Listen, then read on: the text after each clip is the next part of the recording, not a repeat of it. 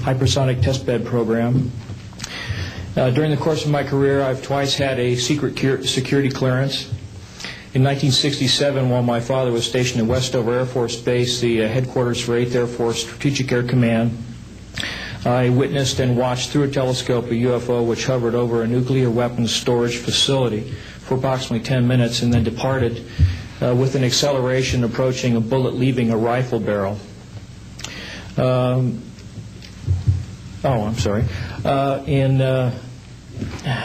1988, in November, a college buddy of mine, an associate by the name of Brad Sorensen, informed me that he had personally witnessed 3 flying saucers at a very large hangar at Norton Air Force Base during the course of an air show that was held on Saturday, November 12, 1988. I subsequently called my congressman from that district. I called his office. This was Congressman George E. Brown, Jr., who at the time was the chairman of the Congressional Committee on Space Science and Advanced Technology. I naturally assumed that since this presentation that Brad talked about was for top military brass and certain congressional individuals, that his office must have coordinated this with the local Air Force Office of Public Affairs. A male staff member in Congressman Brown's office not only confirmed the exhibit, but the fact that there were 3 discs at that exhibit. These discs were hovering off the floor without any visible means of support.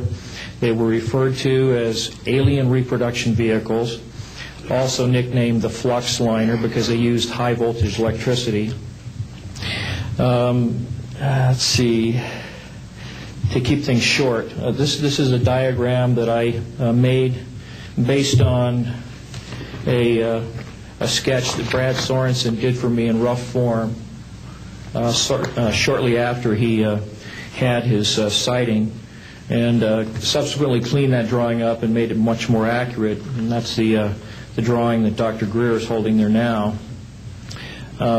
Later on, I obtained photographs that were taken in 1967 by a military pilot, Harvey Williams, flying a C-47 for the Air Force at 12,000 feet, approximately 25 miles southwest of Provo, Utah. This particular vehicle matches the so-called ARV in all proportions and respects in terms of the detail of the shape of the craft. And this was photographed, as I say, in June or July of June of 1967. I later spoke to a gentleman by the name of Kent Sellen that I met at an air show at Edwards Air Force Base in 1992, the first unveiling publicly of the B-2 bomber. He indicated to me that in 1973, when he was a crew chief working on experimental aircraft at Edwards Air Force Base, that he had unintentionally wandered into an area where there was a classified aircraft, namely the ARV. He described it in detail, and he added other details to the account concerning the configuration and the operation of the vehicle that Brad Sorensen was not aware of. Subsequently, Brad Sorensen met with the famous aeronautical designer Burt Rutan, gave him a copy of this blueprint which you've just been shown. Mr. Rutan felt that it was a joke and put it on his wall as kind of a joke. And a third party confirmed for me later that a Colonel Ray Walsh from Edwards Air Force Base was visiting Mr. Rutan, saw this blueprint on the wall and registered quite a degree of shock and anger, wanted to know where the hell he got this blueprint, because there was in fact such a craft at that time, approximately 1994, 95, in a hangar at Edwards Air Force Base, North Base Complex at that time. Subsequently, I've done a lot of research on this product, this vehicle. I've come across a number of declassified documents that show that the Air Force, as early as 1960, was wind tunnel testing flying saucer shapes up to Mach 20. And I also have declassified NASA documents that show similar shapes.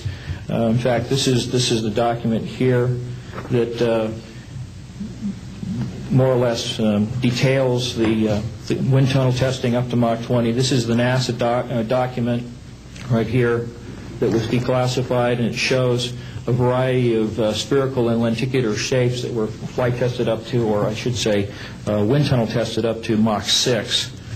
I subsequently obtained a copy of an interoffice memo from Hercules Aerospace that describes a particular type of science involving something called zero-point energy and scalar waves.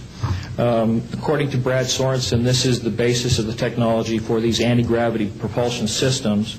This particular document here describes 6 different meetings involving the Defense Intelligence Agency and cooperative efforts with the Russian scientific community in investigating this, what is called the fundamental enabling technology that was originally discovered apparently by Nikola Tesla in the early 1900s.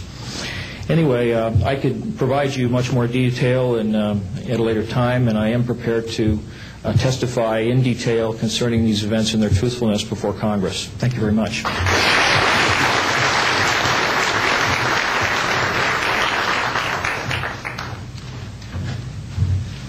Good morning. My name is Daniel Sheehan.